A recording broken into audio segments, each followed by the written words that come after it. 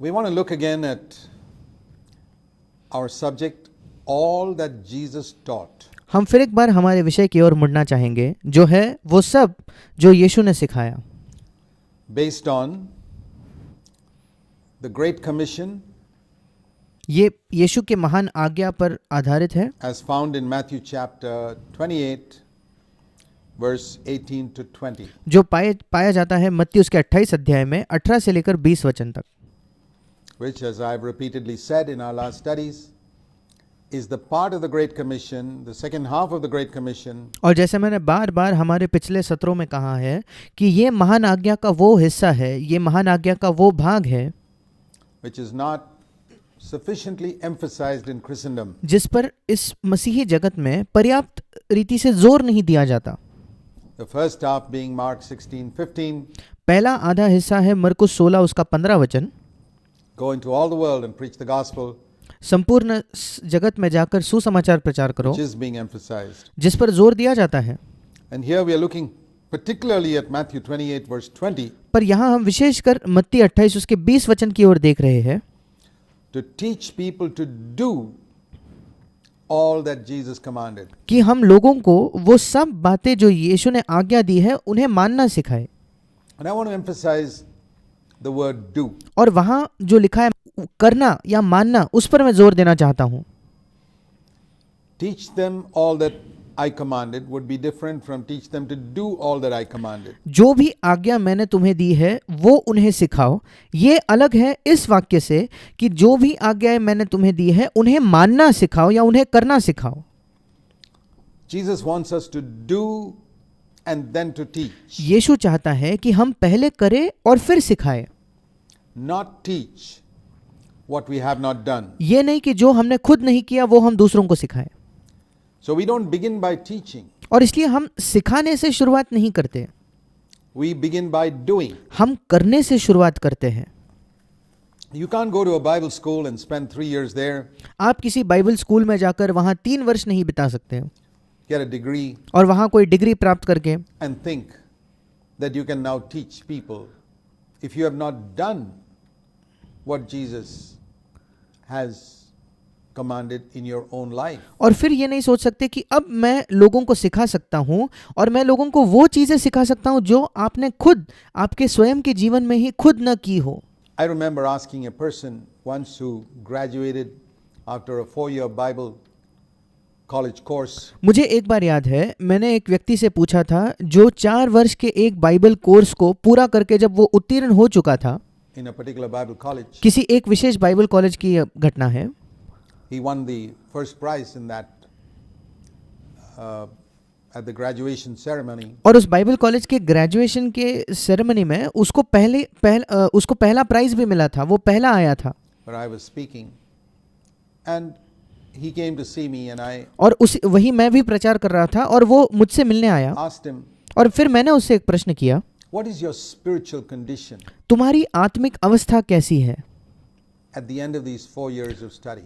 4 वर्ष जो तुमने पढ़ाई की है उसके बाद तुम्हारी आत्मिक अवस्था अब कैसी है? Your inner life. तुम्हारा अंदरूनी जीवन कैसा है? He said it's worse than when I first came. उसने कहा, जब मैं पहले बार बाइबल स्कूल में आया था तब जो मेरी आत्मिक अवस्था थी ये उससे भी बदतर हो चुकी है। I'm more defeated by sin. आज मैं पाप से ज्यादा हारा हुआ हूँ। He was honest. वो ईमानदार था। I said, now you're going to go out with your degree and become a pastor somewhere. What are you going to teach people? Hebrew and Greek? And फिर मैंने उससे प्रश्न किया, अब अपनी डिग्री को लेकर तुम बाहर जाओगे, कहीं किसी कलीसिया के तुम पास्टर या पासवान बनोगे, फिर तुम लोगों को वहाँ क्या सिखाओगे? इब्रानी भाषा, यूनानी भाषा, interpretations of various verses? अलग अलग वचन के क्या मतलब निकलते हैं, क्या ये तुम सिखाओगे लोगों को? Or you're going to teach them how to overcome the lust of the eyes? या लोगों को ये सिखाओगे कि उनकी आंखों की जो लालसा है, आंखों की अभिलाषा है, उस पर कैसे विजय पाया जाता है? How to overcome anger? That's what they need to hear. कैसे गुस्से पर विजय प्राप्त कर सकते हैं, क्योंकि उनकी वही सुनने की जरूरत है, Because that's what Jesus taught. क्योंकि यीशु ने वही सिखाया था। And if you haven't experienced that overcoming in your own life, what are you going to teach? और अगर आपने खुद अपने स्वयं के जीवन में उस जय पाने को अनुभव नहीं किया होगा तो फिर तुम लोगों को क्या सिखाओगे? Theory. आप केवल उनको एक विषय सिखाओगे, एक बौद्धिक ज्ञान केवल सिखा सकते हो। This is the sad state of so many preachers and pastors. ये बहुत ही दुखी अवस्था है कई पासवानों की, कई प्रचारकों की। And that's why you hear every now and then of some famous preacher or pastor who's been preaching for many years. Suddenly you discover he's been living in adultery for so many years. और इसलिए आप कभी कभार सुनते हो कोई प्रचारक या कोई पासवान जो कई समय से कई वर्षों से प्रचार कर रहा था, आपको अचानक पता चलता है कि वो कई वर्ष व्यभिचार में जी रहा था। How is it that the people in the congregation could not discern the impurity in this man's spirit? फिर ये कैसे संभव है कि उस कलीसिया में बैठे लोग इस व्यक्ति की आत्मा में जो अशुद्धता थे उसको परख नहीं पाए, उसको समझ नहीं पाए? Because they were taken up by the eloquence of his preaching. क्योंकि उसके प्रचार, वो कितने प्रभावशाली तौर पर प्रचार करता था, उसी में वे खो गए थे। And the knowledge that he had. और उसके पास क्या अद्भुत ज्ञान था, उसी में वे लोग खो गए थे। Jesus said, teach them to do what I commanded. यीशु ने कहा उन्हें वो सब करना सिखाओ जिसकी आज्ञा मैंने तुम्हें दी है।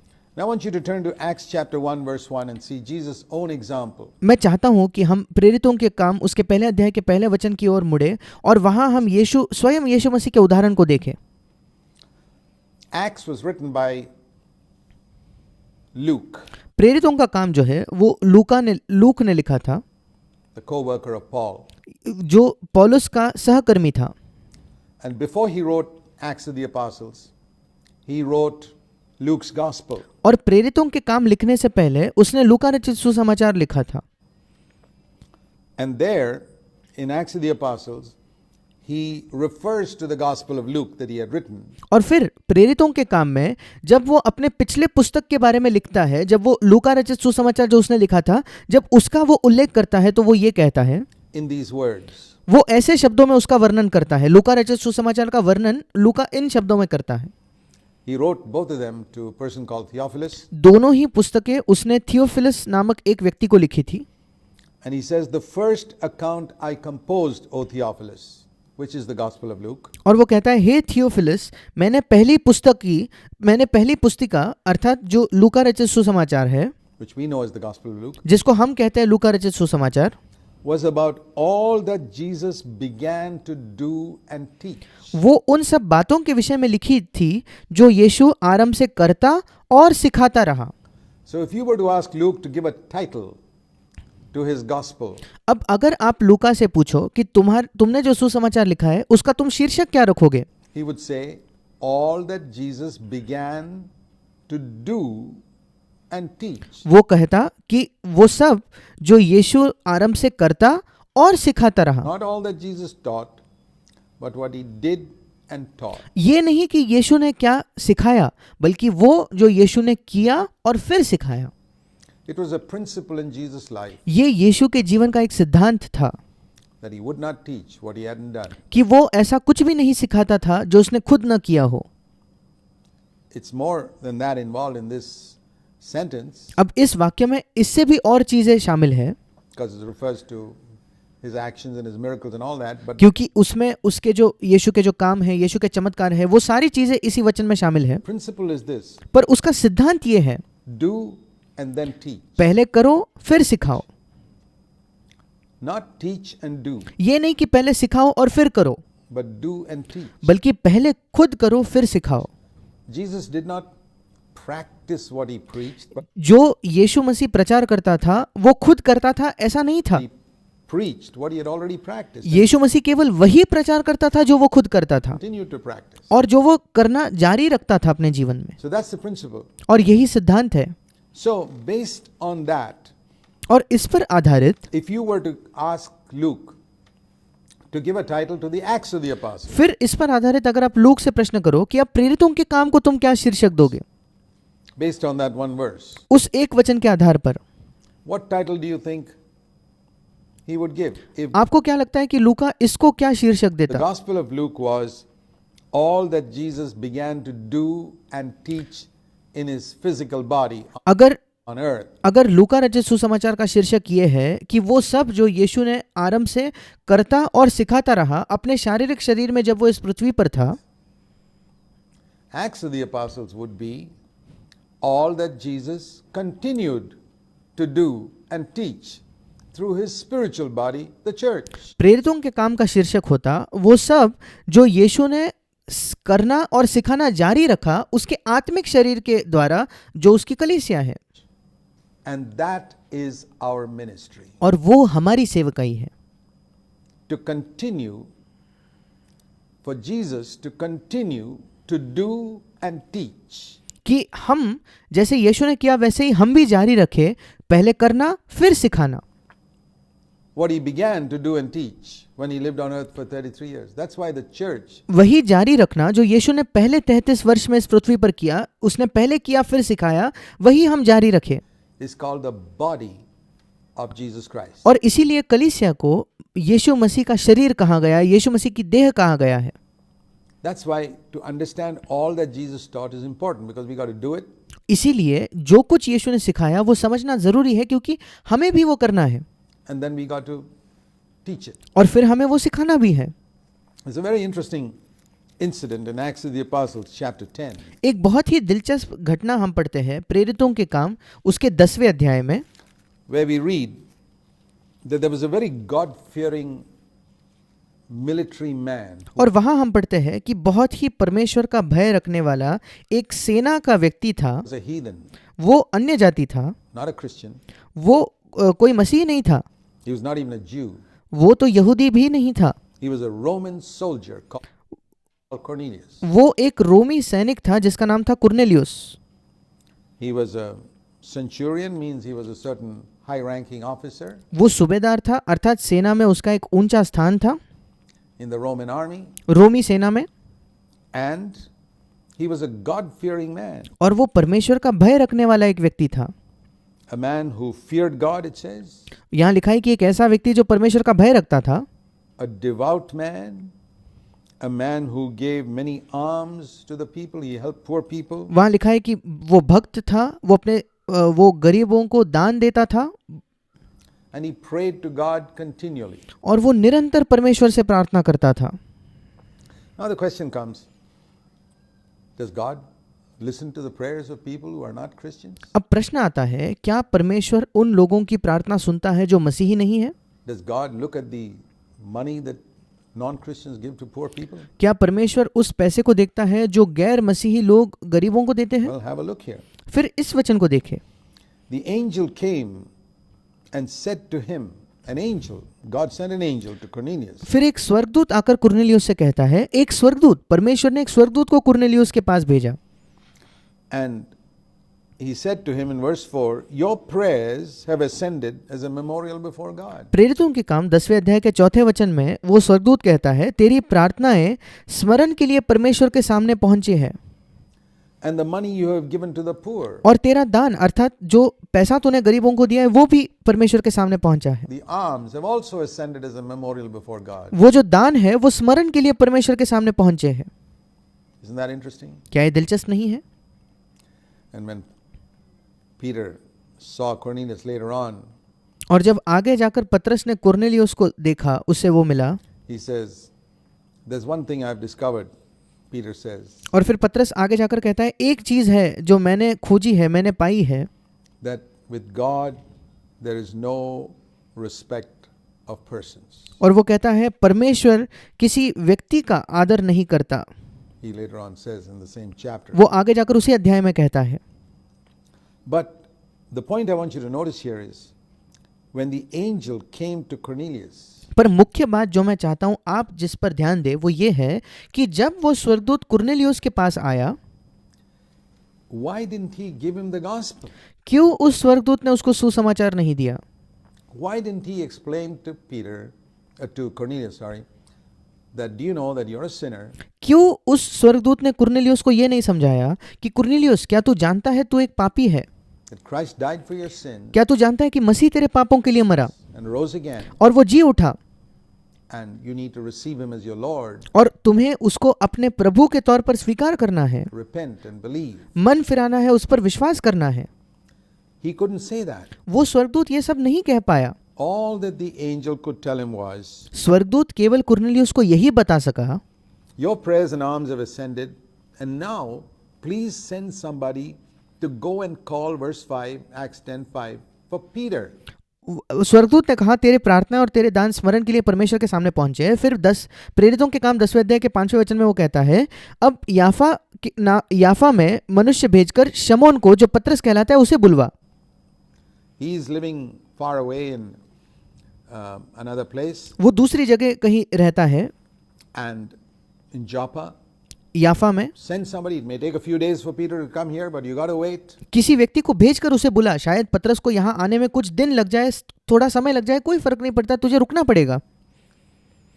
And the angel then departed. और फिर स्वर्गदूत वहां से चला गया।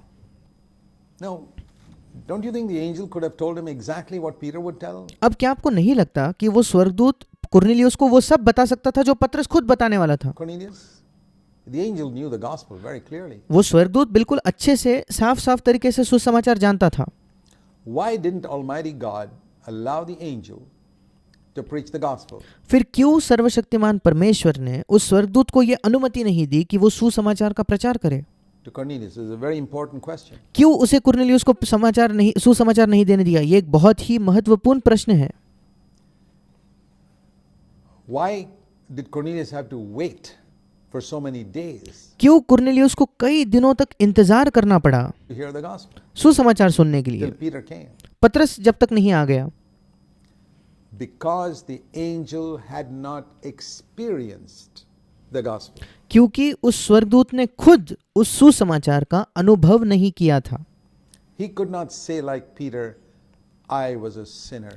वो पतरस के समान वो स्वर्गदूत ये नहीं कह सकता था कि मैं एक पापी था, But Jesus died for me पर यीशु मेरे पापों के लिए मरा and his blood cleansed my sin और उसके लहू ने मेरे पापों को शुद्ध किया है and I am forgiven.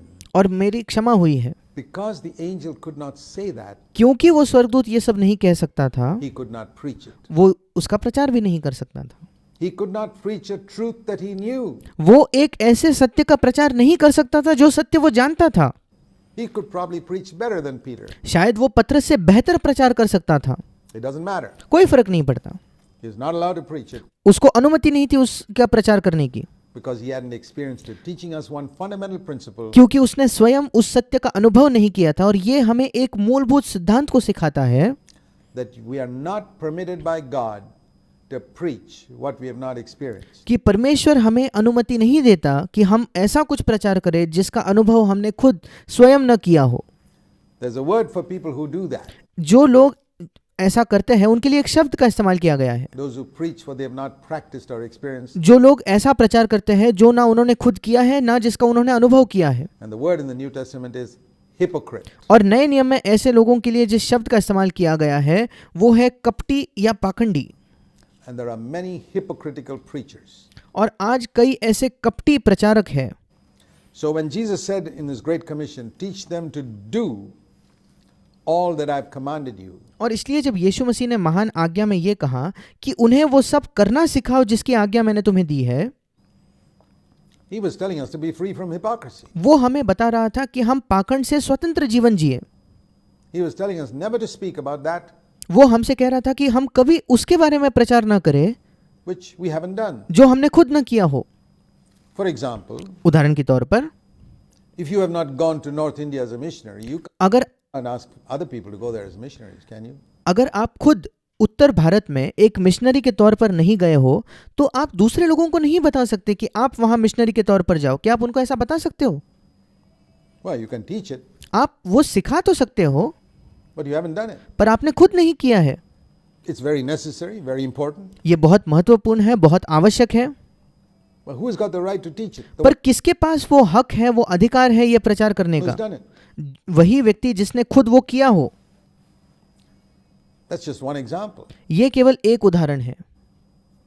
And applies in many, many other areas of life. We यही हमारे जीवन के कई अलग अलग क्षेत्रों में लागू होता है। must be willing to humble ourselves and recognize ये जरूरी है कि हम अपने आप को नम्र करें और इस बात को पहचान लें that God has got many people in the body of Christ कि परमेश्वर के पास मसीह की देह में कई लोग हैं to preach various things, and कि वो अलग अलग चीजों का प्रचार करें। I may not be called to preach everything. और शायद मेरी ये बुलाहट नहीं है कि मैं सारी चीजों का प्रचार कर सकूं।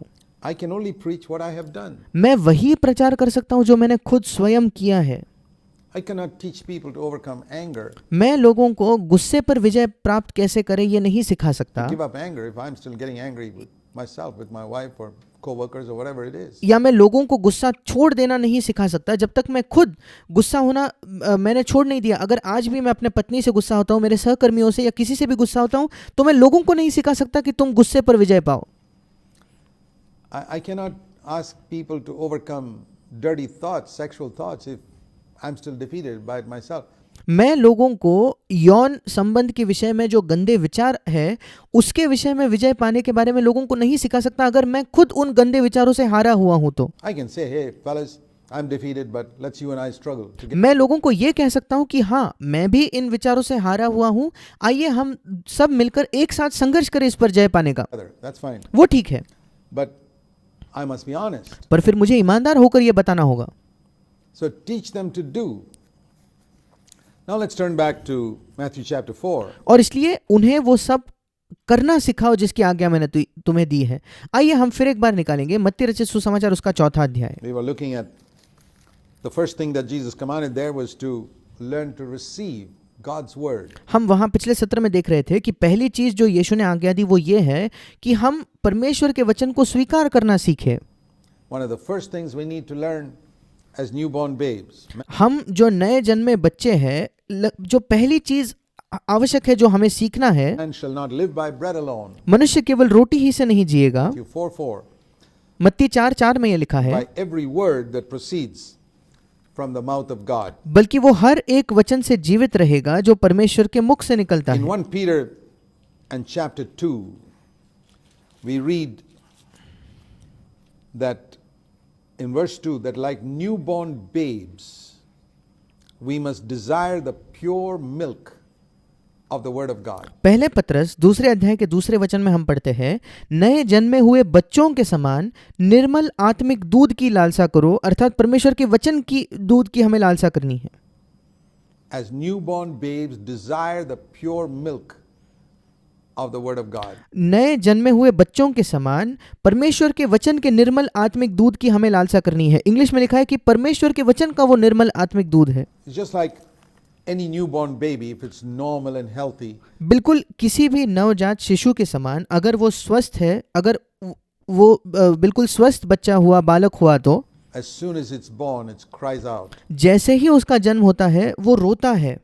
And throughout from the very first day onwards, for a number of days and weeks and months, it keeps on crying out. And what's it crying out for? Milk. और बिल्कुल पहले दिन से कई हफ्तों तक, कई महीनों तक वो रोते ही रहता है। और वो किस बात के लिए रो रहा है? दूध के लिए। Nobody has to teach that newborn baby to cry for milk. किसी भी व्यक्ति को उस नवजात शिशु को सिखाना नहीं पड़ता कि तुम दूध के लिए रोना। If it's a sick child, it will not cry. अगर वो एक बीमार बच्चा है तो वो नहीं रोएगा। And unfortunately, we have a lot of sick babies in Christendom. और दुर्भाग्यपूर्ण मसीहत में हमारे पास बहुत ही बीमार ऐसे बच्चे हैं।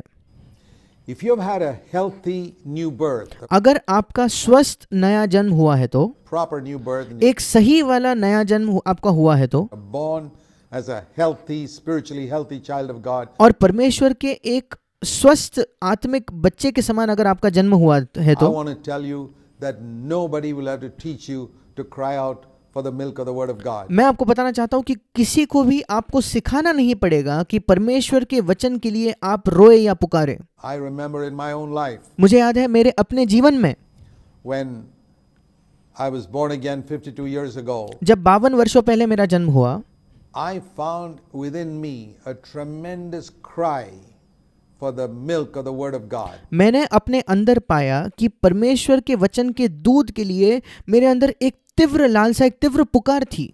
I was too young मैं बहुत ही जवान था उस समय, to eat the meat which is also found in this book, और परमेश्वर के वचन में जो मांस पाया जाता है उसको खाने के लिए मैं बहुत ज्यादा जवान था उस समय। but I could receive the milk. And this is the very first thing that characterizes any genuinely born again child of God. पर मैं उस दूध को प्राप्त कर सकता था, और ये बिल्कुल पहला एक चिन्ह है जो इस बात को दर्शाता है किसी भी एक नए जन्मे हुए परमेश्वर के संतान को, परमेश्वर के बच्चे को। So If you claim to be born again and और इसलिए अगर आप ये दावा करते हो कि आपका नया जन्म हो गया you है have absolutely no desire for the milk of God's word, और अगर आपके अंदर कोई भी इच्छा नहीं है परमेश्वर के वचन के उस दूध के लिए, तो I would ask you to question whether you're really born again. फिर मैं आपसे प्रश्न करूंगा कि मैं आपसे कहूंगा कि आपको एक प्रश्न चिन्ह करना चाहिए कि क्या आप वाकई में आपका नया जन्म हुआ भी है या नहीं। Every healthy baby cries out for milk all over the world, in हर एक स्वस्थ बच्चा दूध के लिए रोता है पूरे संसार में, every nation, हर देश में, every place. हर जगह, In all centuries it's been like that. इन सारे शतकों में ऐसा ही होते आया है। And so it is with where there's a genuine new birth, there's a longing to receive God's word, to hear what God has to say to me. और बिल्कुल वैसे ही जब एक वास्तविक नया जन्म होता है तो मेरे अंदर एक पुकार होती है कि मैं परमेश्वर के वचन को प्राप्त, परमेश्वर के वचन के दूध को प्राप्त करूं, ये जान लूं कि परमेश्वर मुझसे क्या कह रहा है। Even if I don't have a Bible, यद्यपि मेरे पास बाइबल ना हुआ तो भी to hear what God has to say to me, कि मैं उसे सुनूं जो परमेश्वर मुझसे कहना चाहता है, to hear his word. कि मैं उसके वचन को सुनूं। Let's move on from there to the second, and the answer to the second temptation that Jesus was tempted with. आइए हम उसके आगे बढ़कर उस दूसरे उत्तर को देखें। जब यीशु मसीह की दूसरी परीक्षा हुई तो उसने क्या उत्तर दिया उसे हम देखेंगे।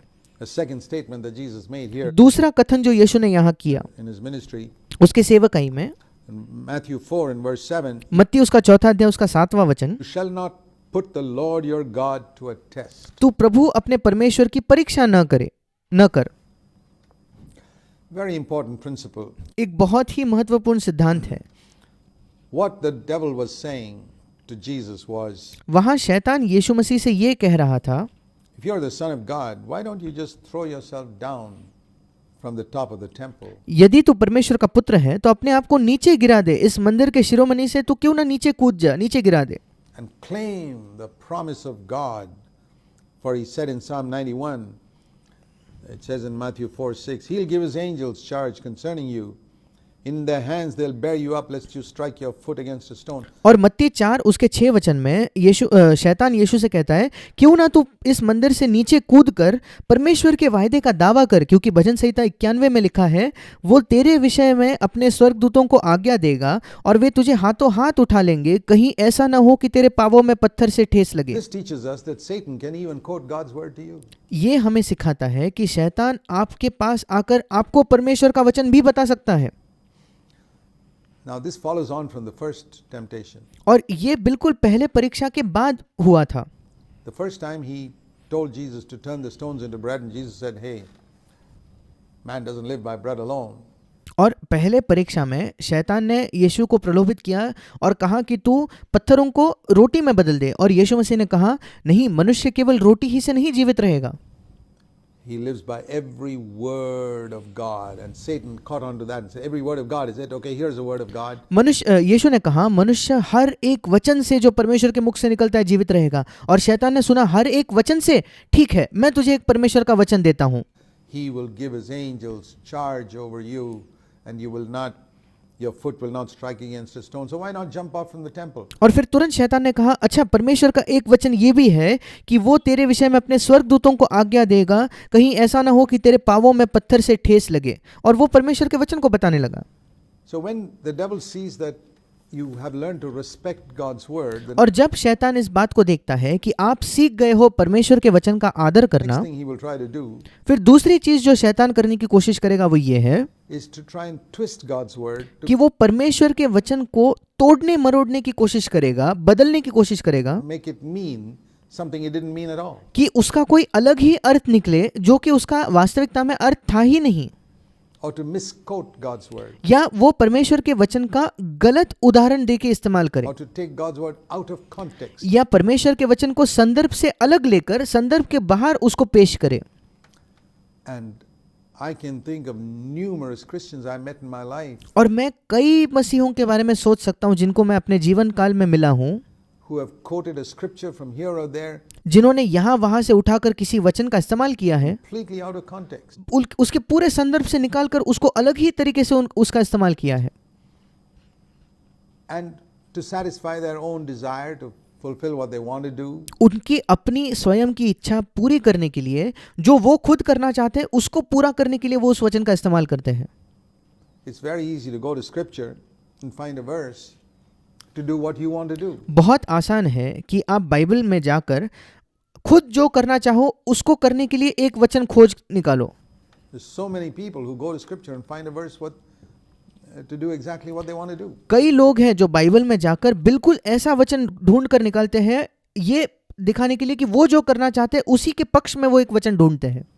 So remember this when we realize the importance of receiving God's word. And you और कृपया इसे याद रखें कि जब हम बात करते हैं परमेश्वर के वचन को ग्रहण करना, परमेश्वर के वचन को प्राप्त करने का क्या ही महत्व है, read scripture regularly, remember also और आप नियमित तौर पर बाइबल को पढ़ते भी हो तो हमें ये भी याद रखना है like from this temptation that Satan can come and misquote a scripture to you. इसी परीक्षा से हमें याद रखना है कि शैतान भी आपके पास आकर परमेश्वर के वचन का गलत इस्तेमाल करके आपको बता सकता है.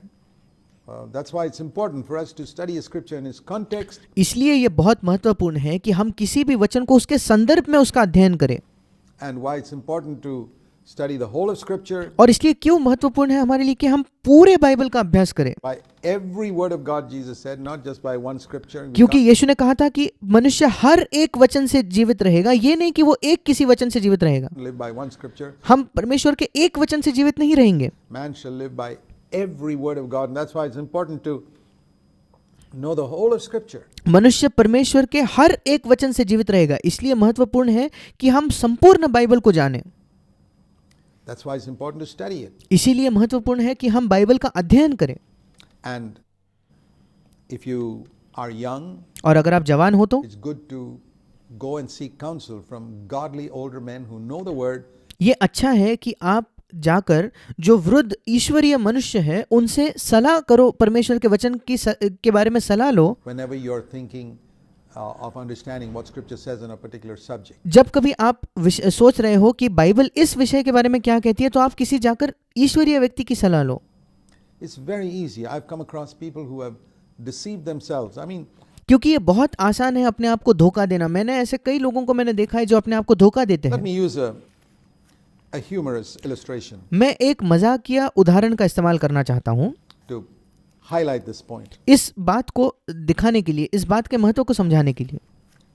Consider a young man सोच कर देखिए, एक जवान लड़का है who's very much in love with a girl called Grace. और उसको बहुत एक लड़की से प्रेम हो गया है जिसका नाम ग्रेस है या हिंदी में अनुग्रह. And he wants to find the will of God. और वो परमेश्वर की इच्छा जानने की कोशिश कर रहा है, Or at least he thinks he does. और उसको लगता है कि वो परमेश्वर की इच्छा जानना चाहता है. But he's already very much in love with this girl and he wants to marry her and he पर पहले से ही वो इस लड़की से बहुत ज्यादा प्रेम करता है और वो चाहता है कि उस लड़की से उसका विवाह हो जाए. just wants God's approval. और वो केवल परमेश्वर की स्वीकृति चाहता है उस चीज पर. So one day he reads in 2 Corinthians 12 verse 9. और एक दिन दूसरा कुरिन्थ 12 अध्याय उसके 9वें वचन में वो लड़का इस बात को पढ़ता है, My grace is sufficient for you. मेरा अनुग्रह तेरे लिए बहुत है. And he's convinced. और वो बिल्कुल निश्चित हो जाता है, God has spoken to me. परमेश्वर ने मुझसे बात की है. Grace is the girl for me. अनुग्रह मेरे लिए काफी है, बहुत है, मतलब अनुग्रह नाम की लड़की ही वो मेरे लिए है. He's just satisfying his own desire. वो केवल अपनी ही इच्छा को पूरा कर रहा है वहां. Now take another example. एक और उदाहरण लेके देखें. Here's a young man whose parents have suggested some girl called Grace. यहाँ एक दूसरा लड़का है जिसके माता पिता ने उसके लिए एक प्रस्ताव लाया है, एक लड़की का जिसका भी नाम ग्रेस या अनुग्रह है. Him whom he doesn't like at all. और उस लड़के को वो जो लड़की है जिसका नाम अनुग्रह है वो बिल्कुल पसंद नहीं आती. And he has no interest. He's not attracted to her. और वो उसको उस लड़की से कोई आकर्षण नहीं लगता. And he tells his parents, I got to find God's will. और फिर वो अपने माता पिता से कहता है, नहीं, मुझे इस लड़की के बारे में पहले परमेश्वर की इच्छा जान लेनी है. And so he reads the same verse, 2 और वो लड़का भी उसी वचन को पढ़ता है, Corinthians 12 verse 9. दूसरा कुरिन्थ 12 अध्याय उसका 9वां वचन. And he says, my grace is sufficient for you. और वो पढ़ता है कि मेरा अनुग्रह तेरे लिए बहुत है. And he goes to his parents and says, God has spoken to me और वो अपने माता पिता के पास जाकर कहता है कि परमेश्वर ने मुझसे बात की है. that his grace is sufficient for me. I don't want this girl called Grace. और वो कहता है कि परमेश्वर ने मुझसे कहा है कि उसका अनुग्रह मेरे लिए बहुत है, इसलिए ये अनुग्रह नाम की लड़की मुझे नहीं चाहिए, God's grace is enough for me. क्योंकि परमेश्वर ने जो अनुग्रह मुझे दिया है वही मेरे लिए पर्याप्त है. You see how from the same verse these two young men get two different answers to satisfy their own lust. क्या आप देखते हो एक ही वचन से ये दो अलग अलग जवान लड़के एक ऐसा वचन प्राप्त करते हैं अपनी लालसा को पूरा करने के लिए। What they want to do, वो जो खुद करना चाहते हैं उसे पूरा करने के लिए वो एक वचन प्राप्त करते हैं, they try to put into God's word. और जो उन्हें खुद करना है उसी को वो परमेश्वर के वचन के अंदर बिठाने की कोशिश करते हैं। That's one example of how God can, or how the devil can take a scripture and quote that to you. ये एक उदाहरण है कैसे शैतान किसी वचन का इस्तेमाल करके आपके सामने ला सकता है। I mean, if he tried it with Jesus, अगर शैतान ने यही कोशिश यीशु मसीह के साथ की तो don't you think he'll try it with you? क्या आपको नहीं लगता शैतान यही बात आपके साथ भी कर सकता है? So what was Jesus' reply to that? All that Jesus taught. फिर यीशु मसीह ने इसको क्या उत्तर दिया? वो सब जो यीशु ने सिखाया, What did he reply यीशु ने क्या उत्तर दिया? to the devil? It's very शैतान को क्या उत्तर दिया यीशु ने? interesting to see that in Matthew 4 and verse 7. बहुत ही दिलचस्प है इस बात को देखना। मत्ती रचित सुसमाचार उसका 4 अध्याय उसका 7वां वचन। When the devil said in Matthew 4 verse 6, it is written. जब शैतान ने मत्ती 4 अध्याय के 6 वचन में कहा क्योंकि लिखा है, Jesus said, verse 7, again it is written. यीशु मसीह ने उससे कहा 7वें वचन में ये भी लिखा है। On the other hand, it's written like this. या दूसरी ओर ये लिखा है, Again it is written. वो कहता है ये भी लिखा है।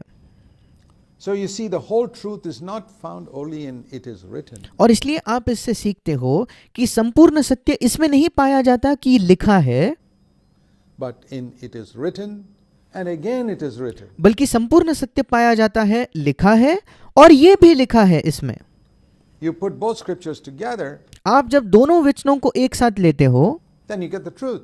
तब आपको सत्य मिलता है। That's why important to study the scriptures to hear what God is saying to you. इसीलिए बहुत महत्वपूर्ण है कि आप परमेश्वर के वचन का अध्ययन करो ये जानने के लिए कि परमेश्वर आपसे क्या बात कर रहा है।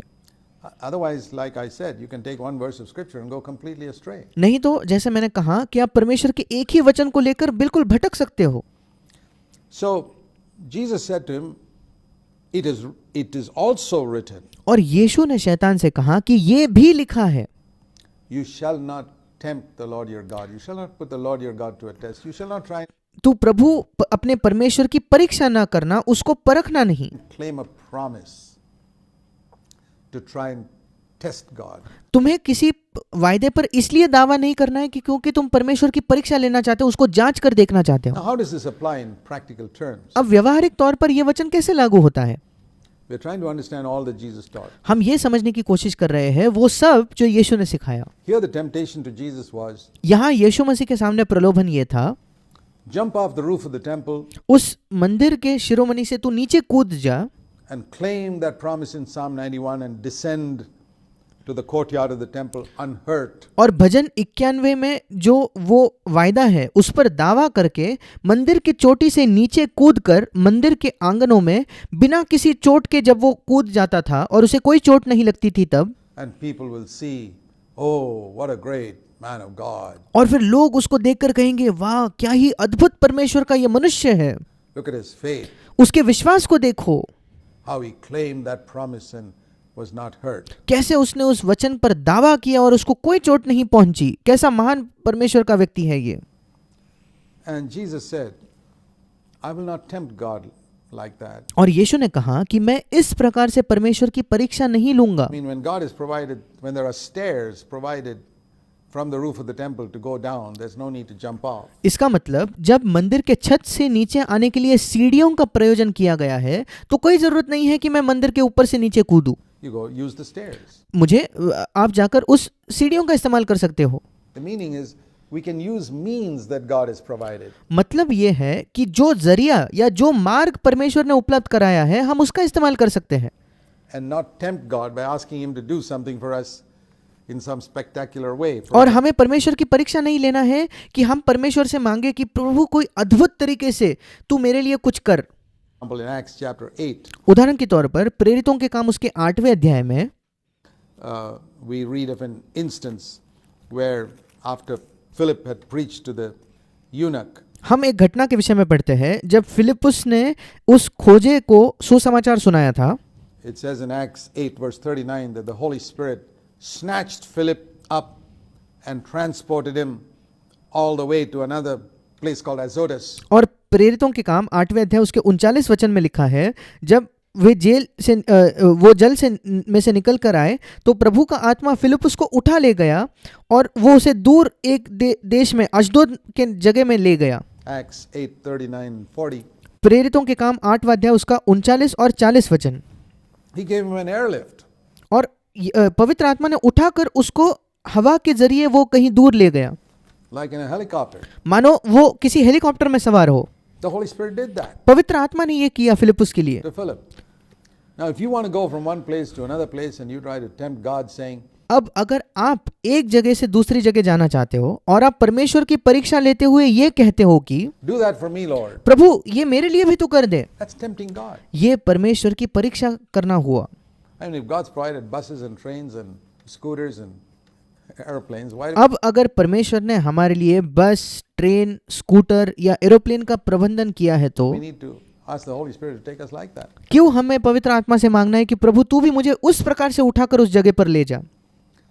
To tempt God is to try and claim a promise so that I can perhaps testify later on what a spectacular thing God did for me. For example, परमेश्वर की परीक्षा करना उसका मतलब ये है कि परमेश्वर के किसी वायदे का इस कारण से दावा करना कि आगे जाकर मैं लोगों के सामने गवाही देखूं कि परमेश्वर ने मेरे लिए एक ऐसा अद्भुत काम किया है। there are people who, when they are sick, they say, I'm going to trust God. क्योंकि ऐसे उदाहरण के तौर पर ऐसे लोग हैं जो कहते हैं जब वो बीमार होते हैं वो कहते हैं कि मैं प्रभु पर भरोसा करने वाला हूँ, To heal me. Even मैं प्रभु पर भरोसा करने वाला हूँ कि वो मुझे चंगा करेगा। though medicines are available इसके बावजूद कि उस बीमारी के लिए जो दवाइयाँ हैं वो उपलब्ध है, on the next street, वो बाजू के उनके सड़क पर ही उपलब्ध है, उसके बावजूद भी।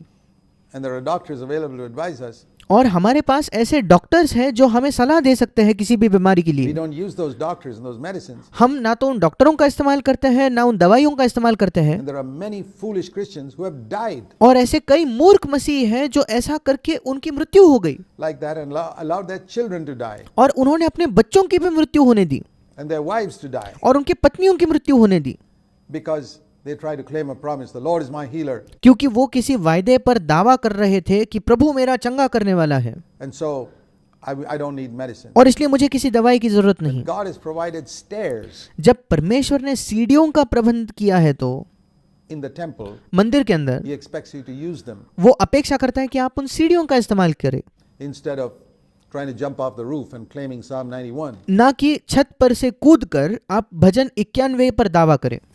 And so when God has provided medicines, और इसलिए जब परमेश्वर ने हमारे लिए दवाइयों को उपलब्ध करवाया है, He expects you to use them वो अपेक्षा करता है कि आप उन दवाइयों का इस्तेमाल करें and not foolishly claim some promise saying the Lord will heal you. न कि मूर्खतापूर्ण किसी वायदे पर दावा करके आप कहे कि प्रभु मुझे चंगा करने वाला है, इस वायदे पर मैं दावा करूंगा।